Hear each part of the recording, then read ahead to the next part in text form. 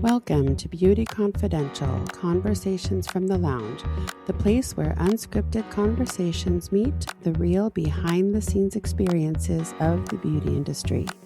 I'm your host, Christina Wilson, and we talk about the real work that goes into all of the stages of product development in the beauty industry, from detailed briefing to raw material innovation, legal and regulatory support, trends, devices and technology, and everything in between.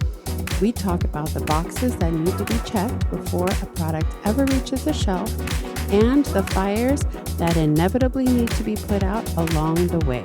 So get comfortable, grab a seat, and let's get the conversation started. Welcome to the lounge. This episode of Beauty Confidential is brought to you by Creative Solutions Consulting, the beauty industry's behind-the-scenes powerhouse. From packaging engineering and product development to supply chain strategy, compliance, and operational guidance, Creative Solutions Consulting partners with brands to bring thoughtful, high-performance products from concept to shelf. Whether you're launching, scaling, or rebranding, we help you build beautifully and intelligently. Learn more at creativesolutionsconsulting.com. Welcome, everybody, to Beauty Confidential. This is episode 3, our packaging crisis part 2 with Michael Rentz. This episode is our sister episode part 2 to our conversation that we had with Elisa Yu, who was a China supplier.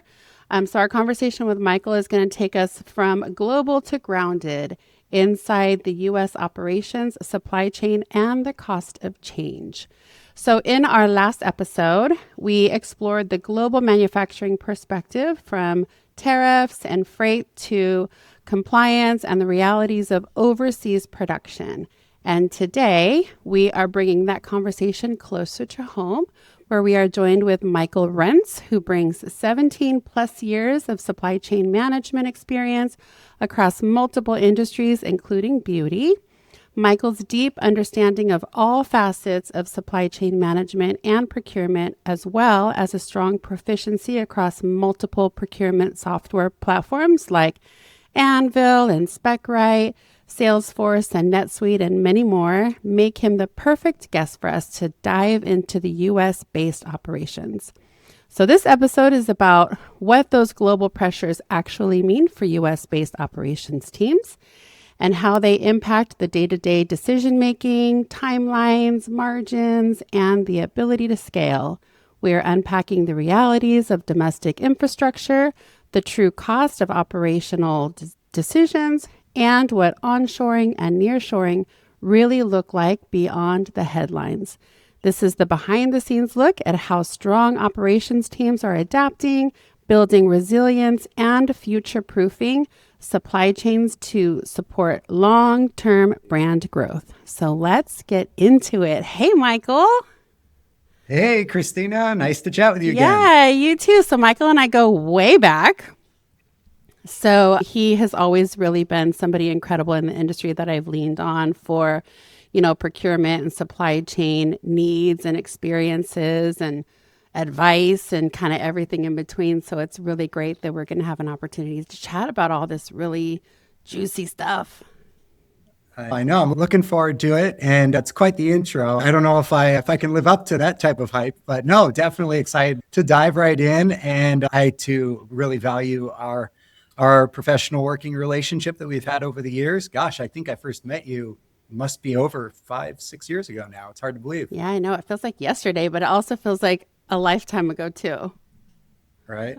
So I'm super excited. So as I mentioned, in our last episode, we explored global manufacturing perspectives. We talked about tariffs. We talked about freight. We talked about a little bit about compliance, I think, and the pressures that are showing up overseas. And so I'm really excited to talk about how U.S. operations were impacted by some of those things and give a little perspective there, and also talk about considering a lot of considerations with brands were about pulling manufacturing from overseas and bringing it domestic. And right. I had a lot of conversations with colleagues, and we talked about the reality of that and what that's going to look and feel like and how quickly we can do it. Would love to understand from you, what you experienced with those types of conversations, and if you were able to shed some light with the brands that you were working with, and even any conversations that you had with your colleagues about the realities of bringing things from overseas domestically for those types of challenges. Absolutely. Absolutely. Well, that's front and center in the conversation right now is where do we want to source, right? Is it globally, is it regionally, or is it locally? And there's pros and cons to both, or to all three, I should say. And it really depends what your intention is. Obviously, in sourcing, the responsibility, my job, is to bring the highest possible quality product at the lowest possible cost. Now, how that's done is the $1 million question. So this is my fifth industry in procurement and supply chain. And so I'll keep it to consumer product goods, to beauty. You and I worked together at Kula for many years. And I've also done some consulting for some other consumer product good companies in the interim. And since then, the ones that come to mind most recently, speaking about the challenges of nearshoring and really just sourcing domestically, as opposed to overseas, is take, for instance, an aluminum tube, right? This is something that I worked through over the summer. And you can source this tube from Canada, from France. You can source it from Mexico. You can source it overseas in China, in Malaysia, in Vietnam. And really, what I think that demonstrates and the larger implications of all this is more so than ever before, it's just the ever-evolving landscape, a production landscape that we live in.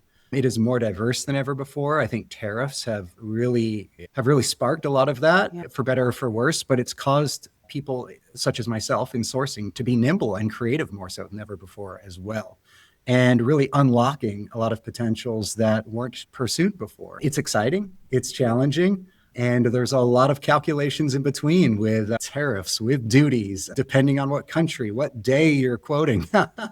So there's a lot going on, but that's a brief synopsis of a lot of the considerations that go into play as I look to answer that question. So when your brands or your clients were dealing with how to navigate this new tariff challenge that dropped on all of us, what were any creative changes or proposals and conversations did you have with your overseas suppliers to help absorb some of that? Was there a partnership? Was there a conversation that was had? Because I think sometimes brands feel maybe a little bit bullied into having to accept pricing as it is. I am somebody who loves to negotiate. It's one of my favorite things to do.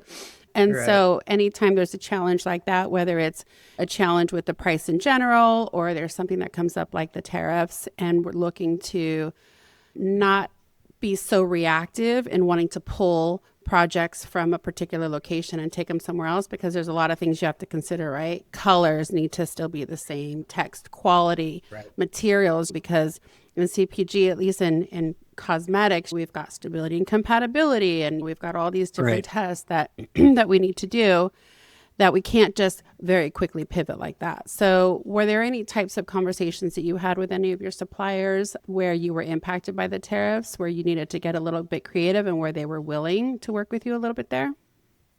Absolutely. I think every supplier is willing to work to some extent. It's just a matter of how much. And at the end of the day, it is a partnership. Also, call them suppliers. I don't call them vendors. I don't like that term because I think that that's so transactional. A supplier is somebody where you have a relationship with them and it's a partnership. Because ultimately, it's got to be just as meaningful for them as it is for the brand. Otherwise, if it's just right now, they're not going to be there long term, right? They're not going to be there in a month, 6 months down the line. They've got to be able to be made whole just as much as we are. And so I love that term supplier first and foremost. And it is a relationship, it is a partnership, and that involves a little bit of give and take. There's many examples I can draw from. However, the one that comes to mind actually was just before the tariffs really came down the pike, and we were seeing a bit of risk in the supply chain. And this will be back in the Kula days, thinking about our tubes, for example, perfect example. When there's risk to the supply chain, there's something we've been considering for some time. Really, does it make sense to nearshore this? Does it make sense to bring the production domestic to North America? And we finally decided, yes, the ROI made sense, but in order to do the justification and rationale included an investment in tooling and bringing those molds and the tooling to North America for the production itself. I won't say who, but it's our good friends with a 3-letter acronym up in Toronto, Canada. Wonderful partners if you're looking to nearshore and bring production domestic to North America. And so really what that involved is looking at the sum package of the proposal, right? It was an amortization of the total funding, and that involved the mold cost, a down payment, and then the remaining 25% down payment, the remaining 75% amortized over the span of 2 years with the production volume. And what that also included, which we can touch upon this, was 3-year exclusivity because it was a custom mold, and that's vital to our brand. It really spoke to our on-shelf presence, and so that's very important as well. And so we included that into the negotiations. But that's one that really comes to mind, and there's a lot more we can say about that. But that's the one that's front and center of my memory. Yeah, let's talk about that a little bit, because as part of the negotiations, and one of the things that I enjoy doing, even before I was consulting, even when I was working directly with brands as an employee, is that negotiation part when a brand wants to have a look and a package that is really a bit more custom to what they want, but is not yet available in market, and wants to have something like that. But the investment, like you mentioned, is astronomical, right? Understandably. Right. And having a conversation, like you mentioned, about exclusivity.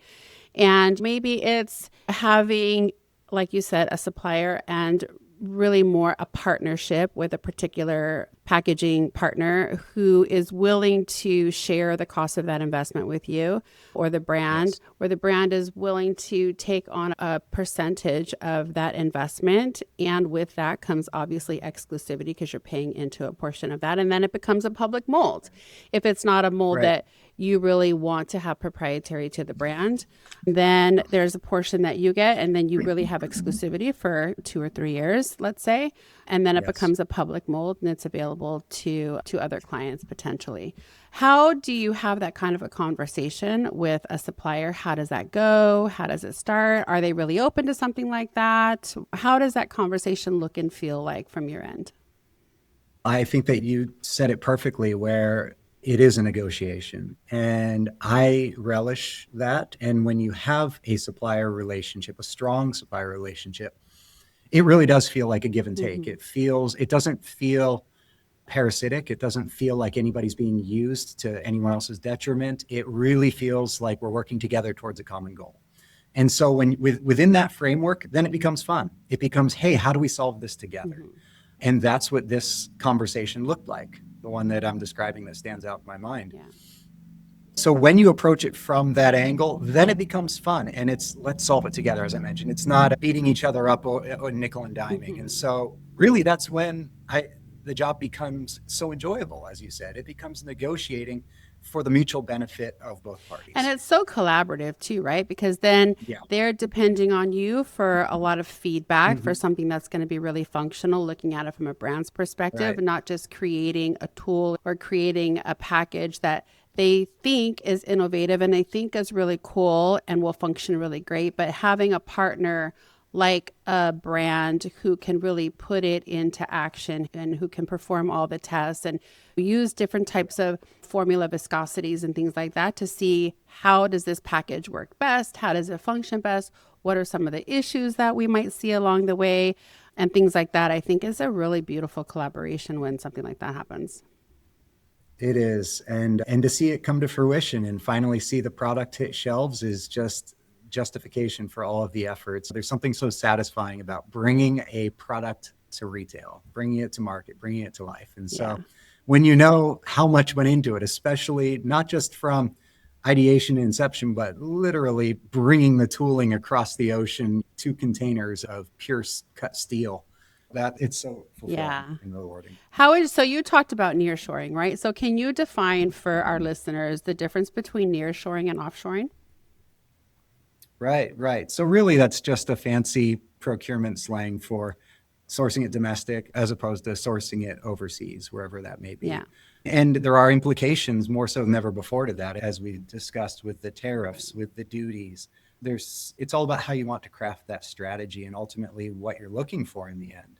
One thing that you and I had mentioned in previous discussions, which I'm so excited about and recently learned, is this concept of the duty drawback program too. Mm-hmm. So I don't know how many brands out there have heard of this or are aware of it, but it's fantastic in that it allows a business or a brand really to refund up to almost, I think it's up to 99% of the duties, taxes, and fees that are paid on those imported goods, provided that they're later exported or destroyed. And there's a window retroactive up to 5 years as well.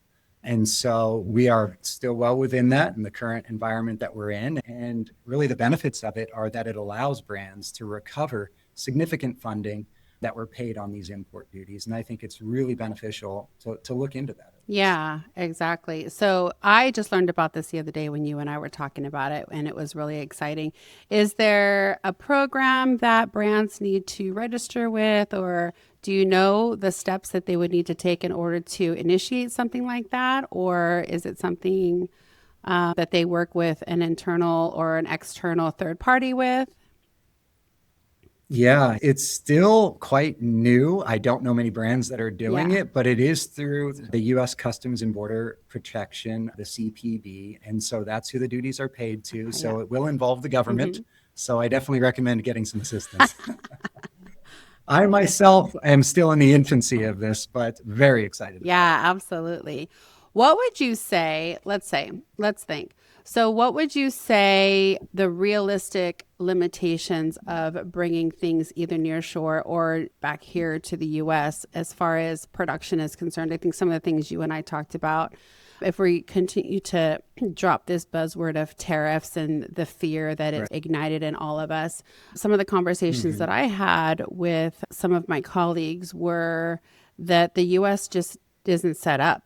The infrastructure is really Mm. not set up to produce to the capacity that we Yeah, place the demand on overseas. So, what has right. your experience been? Do you feel like the US has really taken some steps to change that so that we aren't so dependent on overseas partners to manufacture and carry us? Because realistically, Yeah, a lot of our supplies come from overseas, regardless of what it is, whether it's materials for packaging, yeah, it's raw materials for ingredients and formulas and things like yeah, that. A lot of that is, and even tooling, like you talked about earlier, how you had to move right. tooling, steel from one Right. country to another. Are you experiencing anything that's affecting us domestically where suppliers are starting to make some changes to support more domestic production? I am. And it just takes Yeah. time, right? That's the thing. It takes so much time that the scenario that I described took almost a year Mm-hmm. from start to finish to get live with production up and running in Toronto from when the project was kicked Yeah. off. We had a whole timeline that was all set up, and thank goodness that we did because it positioned us favorably for where we are now.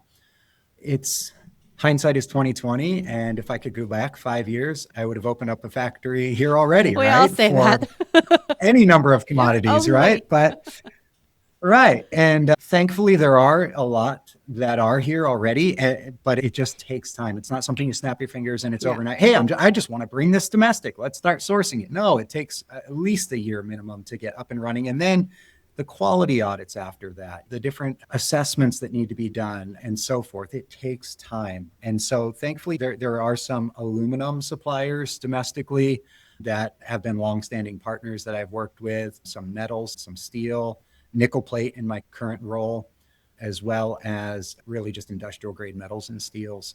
However, I just find it fascinating. I'm a nerd like this, but I look at a lot of feedstocks, some historical indices for a lot of raw Mm-hmm. materials, right? Some of the PET, your HDPE, your different aluminums, and what does that look like over time? And it really gives you an idea of whether or not it makes sense to hedge certain Mm-hmm. pricing, whereby you can lock in a price over a specified period of time, or just continue to pay that spot price on that commodity. So using aluminum, for Mm-hmm. instance, You have that spot price, and whatever the markets dictate that is at the time of PO or the time of quote, that's where you're locked in. Or you can hedge and you're guaranteed that pricing over the span of a quarter. That's something that I am accustomed to and have experienced in my past. And it's just a way to better anticipate, right, and forecast cash flow, which is the name of the game in a business. But yeah, it's to answer your question, it just takes time. And it's a matter of having those deep rooted connections and network and really finding people that do if you don't. So that way you can take advantage of nearshoring or sourcing domestically. So you talked about timelines and how long it takes for something. What has been your experience and what would you share with the listeners when they're building out a production timeline? I feel like, I've been in a number of situations where I think brands, they hold partners to the fire for certain timelines and don't account necessarily for holidays. Or I know that we're all like so focused when it comes to like overseas production. We're also hyper focused on Chinese New Year because it has such an impact on us.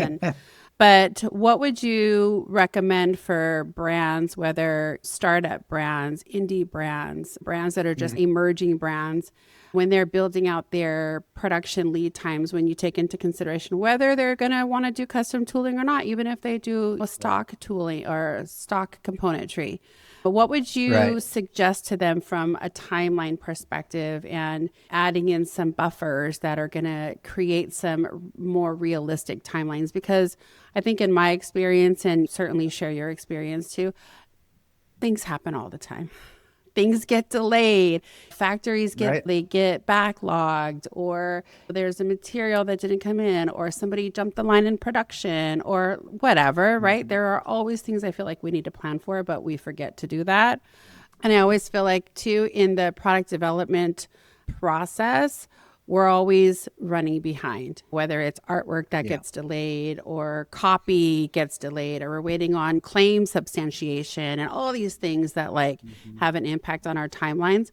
What would you say and recommend to brands and the listeners about how to build out their timelines and account for those types of things? Is that realistic? Does it happen more often than not? Absolutely. Murphy's Law, right? You said it. Build in a buffer. When is it ever perfect? Generous. It's not. Be generous with your and buffer. Be generous. Right. Because you always want to underpromise and overdeliver, right? Always. That way you look like the hero every time. But really, it's just a matter of planning conservatively and building in that buffer. Because if and when things can happen, they will. That's just life, despite the best laid plans. So absolutely do anything and everything you can to mitigate risk, but do so just by under-promising and over-delivering, just by building in longer lead times. If the lead time says 7 to 10 weeks, call it 12. Yeah. And when it shows up earlier, you look like a hero for free.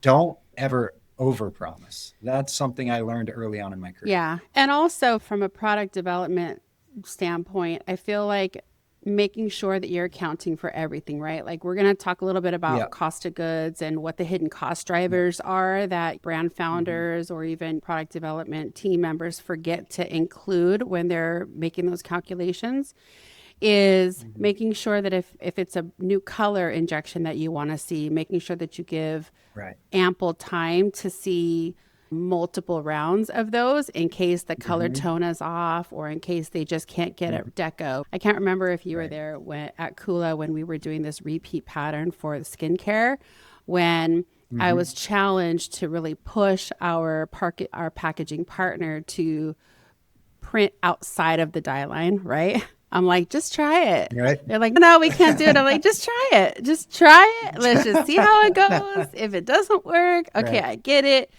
And try to print this repeat pattern so that it reached almost from edge to edge on the bottle. And it didn't quite reach all the way to the edge, but we were able to reduce that spacing from, say, 5 to 7 millimeters down to 2.5, 3 millimeters on the top and the bottom. And I think you just never know, right? It took several iterations for us to get there. It took trust, right? So this is when we talk about partnerships and collaboration. It took trust. It was a trust that I had been able to build with that particular partner. And they were like, okay, we'll try it. We'll only try it for you, Christina, but we'll try it. I'm like, okay, thank you. It's just building in for the unexpected even, right? So maybe we build in for 3 rounds of samples and maybe we only need 2. Right. And then, like you said, we end up being the Yes. hero and we're able to make that up in other ways. Yes. Yes. Always do whatever you can to be proactive so that you're not chasing and being reactive, right? Absolutely. Always build in a little bit more. When I mentioned COGS earlier, what would you say Mhm. are some of the hidden drivers or some of the hidden costs that brands forget to account for that end up that essentially are overlooked, but they end up hitting them in the end, and then they're feeling like, oh man, we're not making the profit that we wanted to make, whether it's 80% plus profit Yes. margin. Where would you say brands should really be mindful and making sure that they're considering certain things that add up in the end and or sneak up on you in the end that they should account for? Yes, there are numerous factors. There's a myriad of them. In addition to what we're discussing with tariffs and duties and the obvious ones, I think the one that's often overlooked that I deal with on a daily basis in my role in supply chain procurement is freight. Mm-hmm. Right? How often we're talking about building in lead times, building in buffers. How often is there batching taking place at a contract manufacturer? And hey, the tubes need to be there by this date. And there was a production delay. And oops, guess what? Instead of the slow boat from overseas, which is the least expensive, sending it ocean, you now have to air freight Mm-hmm. those at an exorbitant cost, which just killed all of your profit margin on that product for that lot that you're shipping over. So it's the simple things like that, which just advanced planning and ensuring ample lead time really saves a nickel here, saves a dollar later on down the Mm-hmm. road.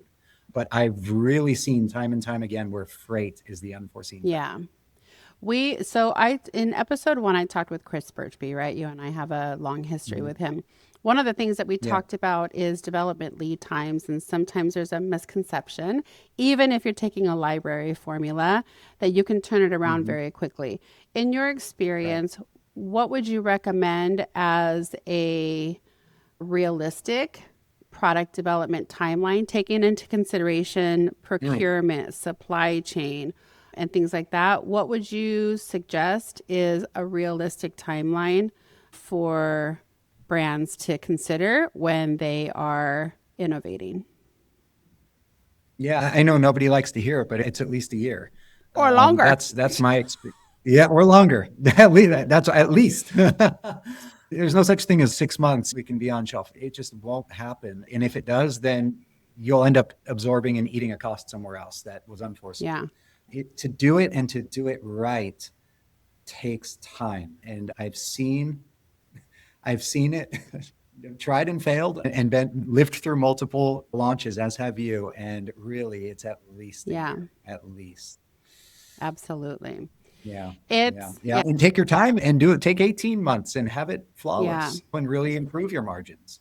Because that's at the end of the day, it's cash flow. Cash flow is king. And if you want to have multiple new product developments the next year and the year after that and be sustainable, do it yeah, right. I agree with you. Sustainability, I think, is a big thing, right? And I think Mhm. being able to start something and sustain it, because like you mentioned earlier, being proactive is definitely much better than constantly being reactive. And I think if you Right. can't do something sustainable and if you can't understand the process out the gates, you're constantly going to feel like you're catching up and or you're chasing everybody else, right? So if we don't dive too deep into innovation, because I want to try to keep this really more Yeah. to procurement and supply chain, but really innovation can be really incredible, but sometimes we find ourselves chasing, especially if you're more reactive, you end up chasing everybody else's innovation. And then to your point, Exactly. it takes a year plus to develop Yep. something. By the time you develop that innovation that you just chased from another brand, it Yep. is out the door and onto something It's already new. old news, right? It's onto Yeah. something new. Yeah, but you have to be decisive at the same Yeah. time. You can't just constantly iterate, and never launch. It's so easy to fall into that trap of analysis paralysis, Yeah. right? Where you're constantly analyzing, and tweaking, and before you know it, you've never The even train is, launched. Yeah. You're here to sell a product. Yeah. Yeah, it's crazy. But it's an easy trap to It fall into. really is. It really is. How would you say, so if we talk about a little bit about innovation and really about how supply chain works with innovation, how would you say that teams are building resilience into supply chains without slowing down the innovation? Building resilience into supply chains without slowing down the innovation. I think it's getting the fundamentals right. When you say building resilience, to me, that's risk mitigation. It's making sure that there are no unforeseen variables that really will inhibit the project. It's building in redundancies. So for me, that's having plan A, B, and C, supplier A, B, and C, having freight Love forwarder A, that. B, and It's like C, right? music to Yeah. my ears. I love it. Yeah, it's not always feasible, but wherever possible. And then with fulfillments, it's also, we live in two worlds as well in consumer product goods. It's you're either overstocked or understocked, right? You either have too much or not enough. It's never perfect. So it's finding that balance and really the cadence, I think, of ordering as well and resupply and restocking and finding that optimal size for your business and your brand, which takes time as well. And as you scale up, that will Yeah. change. So it's really getting a hold of your metrics, your key performance indicators. In procurement, what that means for me is knowing those metrics, having a dashboard. And I've worked a lot with NetSuite in several roles.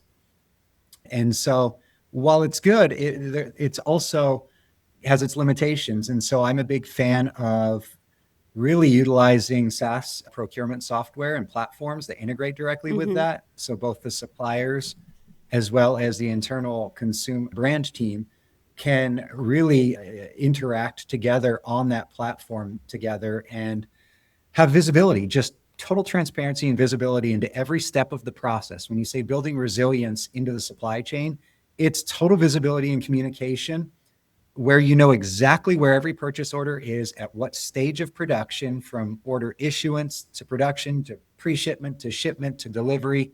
And I really enjoyed Anvil, now acquired by Sage, rebranded as Sage, and just what they're able to deliver. And it's provided that for me. So that's the resilience I'm looking for. That's that constant communication and knowing where every order is at a glance. So I think that's a really great point because I know I mentioned it in the intro, but I think it's really great that you bring up the software. So how integral was that for you and allowing? So talk about a little bit how your internal team was able to function within that. And also if you were able to give visibility into some of the partners that you were working with so that they have visibility into the software. And also were able to, because remind me, because I think it was a while since you and I either worked on Spec Right or Anvil. But they are able to drop in like technical drawings and a lot of the other documentation to supply to you. So we're not always having to download and move things from email to platforms and things like that. So can you talk a little bit more about that? Because I think that could really be beneficial to a lot of brands out there who maybe either one, don't know that something like that is out there, two, how much time and sanity it could save and things like that. So I know it's something you were really passionate about. And correct me if I'm wrong, you were on a podcast or something, or you spoke directly with Anvil and it was broadcasted or something. So share a little bit about that. Yeah, absolutely. No, so I really have a great relationship with the folks over there at Anvil and Sage, as well as Spec, which has the Salesforce background. And both of those platforms integrate with NetSuite, the ERP that I'm most familiar with and I've used across multiple roles and industries. And so, yes, I have spoken on podcasts as well as panels for both platforms and can't recommend them highly enough for what their capabilities are and what you're able to do. Not only with internal stakeholders for the brand side, but also with suppliers.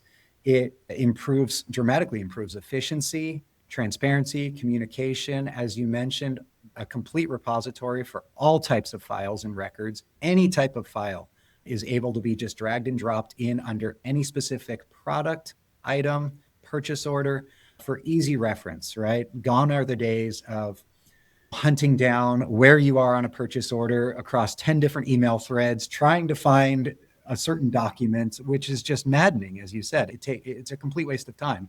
Instead, everything's at your fingertips under any product or purchase order. A complete list of all the files is right there. You can easily find them, both you, the internal stakeholders, anyone on the brand, as well as the supplier. And you can share that visibility or hide things if you don't want to. It's completely customizable. But really what that facilitates is communication. Communication is key to everything, especially in a relationship. And I view suppliers as a relationship. A good supplier should be treated as a healthy relationship. It should not be transactional. That's what a vendor is. And so to have that healthy give and take between a supplier builds trust, and it really, all ships rise with the tide, and it elevates what we're able to achieve as well as what they're able to achieve. And it increases our organization, it increases their organization. It's free to both parties. It's paid for obviously by the brand, but all suppliers that we invite to the platform have free access to it. And so they don't need to keep track of all of, call it Kula or call it whatever your brand is, their orders for every single account. Your orders are all right there on the account. They can access it and see a complete list. And so often during my weekly calls, my touch bases, quarterly business reviews, I would just bring up their account. It has a dashboard with metrics. It shows where they're late, where they're on time, where they're missing, and we can just talk through it right there. It's so helpful in keeping not only me organized, but also the suppliers. How do you feel that the suppliers were in working in the software? Did you feel like they worked very with it? Do you feel like there was a little bit of a hesitation on their part wanting to integrate? People are always hesitant for anything new, right? There's always that hesitancy, but it's quickly overcome. I led the training calls with them on my own time. The UX, the user experience is completely intuitive. It's very simple, pared down. It's not overly complex. Just a couple clicks and you can see exactly what you need to see. And as soon as they do that and you train them and you walk them through it and you share your screen, they go, oh my goodness, I love this. And that's what Anvil and Sage pride themselves on is 99%, I think it's 95 or 99% user adoption. And first time I heard that, I go, sure. It's true because it's at no expense to them and it's so easy to use.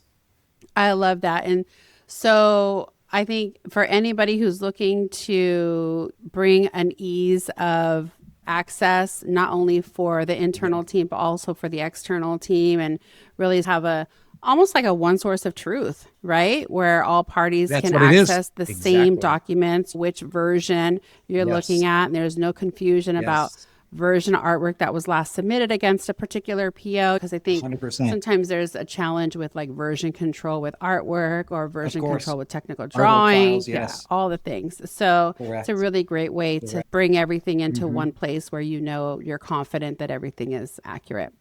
So you talked a little bit about 100%.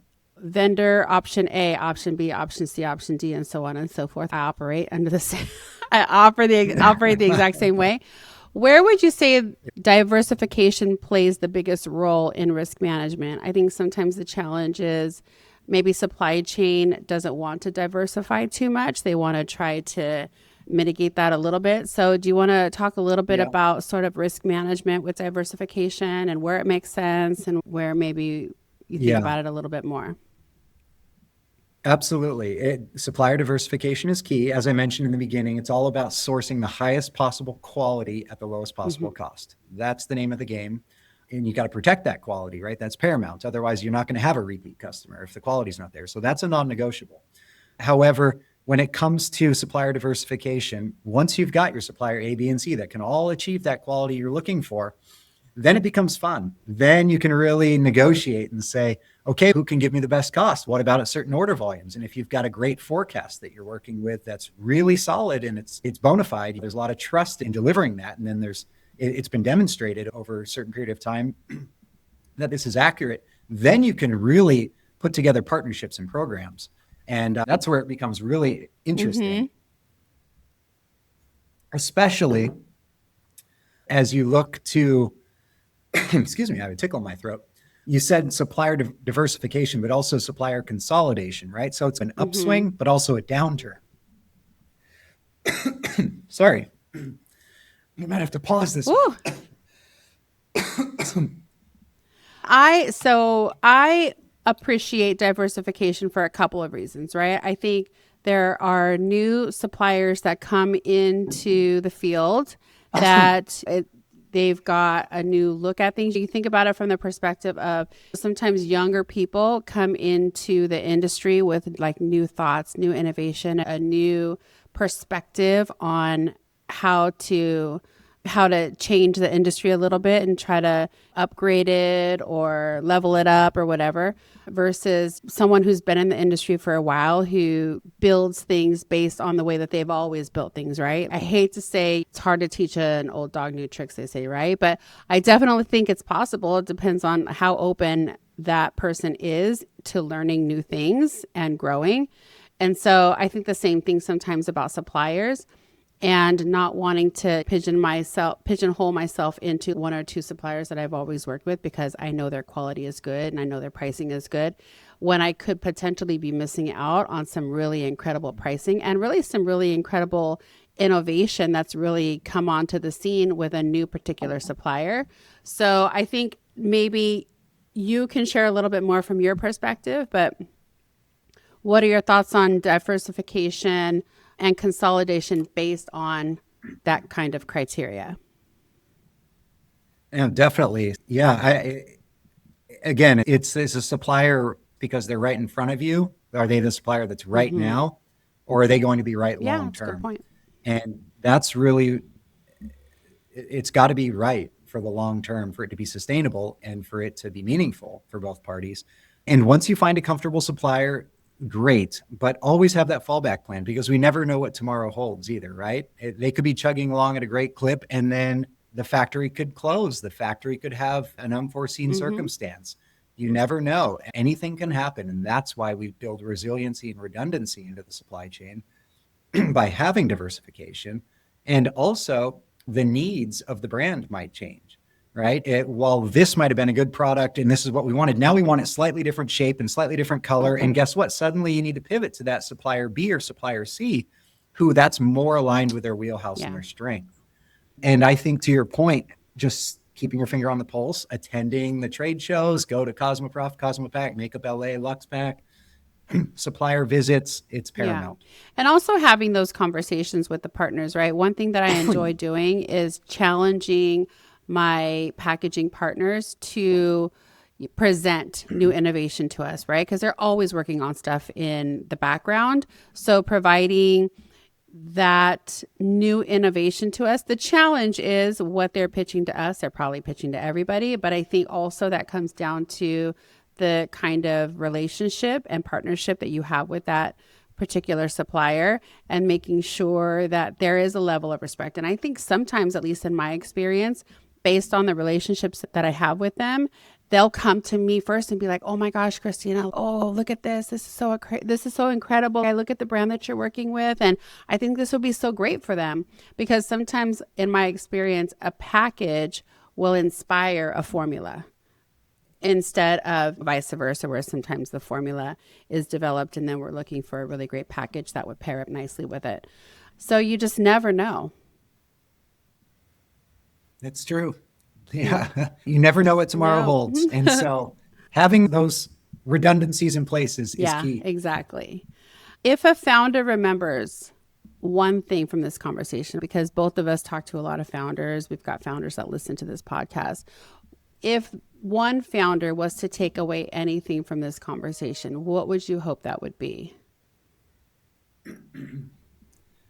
That's a great question. I think it would be to remain cognizant of the many factors that ultimately go into the COGS, the cost of goods, and the profit margin, and take your time, do things right, do them right the first time. It's obviously everything's going to be a learning experience, but don't try to skip a step or cut a corner here or there, because it ultimately will have downstream ramifications that are negative and not favorable. The whole adage, measure twice, cut once. I'm a huge believer in that. Establish those SOPs, establish the foundations and the processes, and then adhere to them. It's get the fundamentals right. The devil's in the details, and really remain cognizant of those. And that's just speaking from my world where I live in supply chain and procurement, but I'm a huge believer in that. So I'm a little biased. I love it though, because you answered a question that I was going to ask you, which is, what's one thing that brands should stop doing and what they should start doing when it comes to supply chain decisions? And I feel like you did answer that a little bit, but is there anything else that you would like to add that you think would be incredibly beneficial, not only to brand founders, but to their entire team? Oh, there's so much I that can know, be said. I know. But they're all good things and really incredibly educational things for everybody involved. Right, right. And success looks different to everyone. So beginning with the end in mind, right? What are you trying to achieve? If you're a founder of a brand, you have a vision. What is it? Keep that North Star in mind, but don't be afraid to pivot and tweak continually as you move towards that goal, but don't sacrifice the non-negotiables, whatever it is. Is it the aesthetics? Is it the color? Is it the look? Is it the shape? But try to emulate best practices too. I've always found success by tying my ship to others who have been successful and are role models to me, and networking with them and those who they know, and really emulating best practices. Find out what they've done to be successful and don't reinvent the wheel, really adopt it, right? And implement and incorporate those into your vision and make it easier on yourself. Work smarter, not harder. Amen. I think to your point, it's like you had mentioned tethering to someone else. And I think Birchby and I talked about that. You and I have talked about that as something that I truly believe in, and really the power of networking, and whether that is conversing with someone who really does the same thing that you do or someone who does something very similar. We are constantly learning because this industry is constantly changing and evolving. And if we don't change and evolve with it, we're going to be left behind. It'll happen every time. Absolutely. Yeah. And the longer you work, the more you know you don't know. And so you really do need to rely on those that have been around the block a few times, and stay front and center. Keep up the FaceTime with them. Keep up the conversations, the line of communication. Sometimes the best answers are always outside the four walls of the business, and be open to those new ideas, and always stay curious and try to just constantly refine processes, optimize the different ways to become more efficient each and every day, just to make tomorrow a little bit easier than today was. That's really why I love supply chain. That's why I love procurement. It's because it's nothing you can ever perfect. You can always get closer and closer, but you'll never achieve perfection. So it's a continual challenge. Yes, it is. So refining, optimizing, and efficiency are all big words for us today. So thank you so much, Michael. What today's conversation makes very clear to us is that operational decisions aren't just logistical, they are strategic. From where and how products are made to how brands manage cost, compliance, and risk, every choice directly shapes growth and scalability. So, Michael, thank you so much for joining me for this conversation. It's been amazing. Thank you. It's an absolute pleasure. I always enjoy our time together. Thank you so much. And to our listeners, if you enjoyed this episode, be sure to subscribe, leave a review, and share it with a colleague or anyone who could benefit from hearing the perspective of a global partner. This conversation offered a truly unique and eye-opening look at the realities shaping our industry today. Join me next time for another powerful behind-the-scenes conversation, this time from a domestic operations and supply chain perspective. We'll unpack how U.S. brands are navigating global shifts, from current domestic infrastructure and the realities of moving manufacturing closer to home, to margin pressure, compliance, and the operational decisions that ultimately shape a brand's growth. It's another candid conversation helping define the future of beauty. Until then, stay curious, stay inspired, and stay beautiful.